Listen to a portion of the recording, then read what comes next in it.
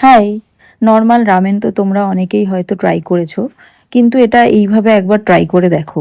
আর এই রেস্টুরেন্টে গেলে বাচ্চারা তো এই রামেনটা প্রায়ই অর্ডার করে থাকে।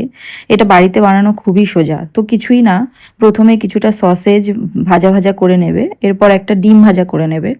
আর এরপরে হাই হিটে কিছুটা মাশরুম ভাজা ভাজা করে নেবে। এরপর হিটটা কমিয়ে দিয়ে দিয়ে দেবে চিজ স্লাইস আর শেজওয়ান সস আর কিছুটা মেয়োনিজ, আর এর মধ্যে কিছুটা ক্রিম দিয়ে দেবে, ফ্রেশ ক্রিম যেটা, সেটা দিয়ে ভালোভাবে নাড়িয়ে চাড়িয়ে এর মধ্যে কিছুটা দুধ দিয়ে ভালো করে সসটা বানিয়ে নিতে হবে। তারপর এর মধ্যে দিয়ে দিতে হবে টেস্ট মেকার আর চিলি অয়েল, যেটা প্যাকেটের সাথেই আসে ওইটা, সেটা দিয়ে ভালোভাবে সসটা তৈরি হয়ে গেলে এর মধ্যে রামেনটা দিয়ে দেবে। রামেনটা দিয়ে ভালোভাবে সেদ্ধ হওয়ার পর একে একে ডিম, সসেজ এইগুলো দিয়ে সুন্দরভাবে সাজিয়ে দেবে। আর স্প্রিং অনিয়ন দিলে খুব ভালো হয়, আমার কাছে ছিল না, সেই জন্য আমি ধনেপাতা দিয়েছি। আর যেটা দিয়েছি সেটা হলো হোমমেড চিলি গার্লিক অয়েল। এটা আমি নিজেই বাড়িতে তৈরি করেছি।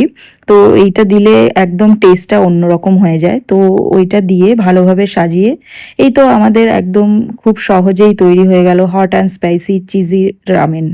তোমরা একবার ট্রাই করে দেখো কিন্তু। টাটা।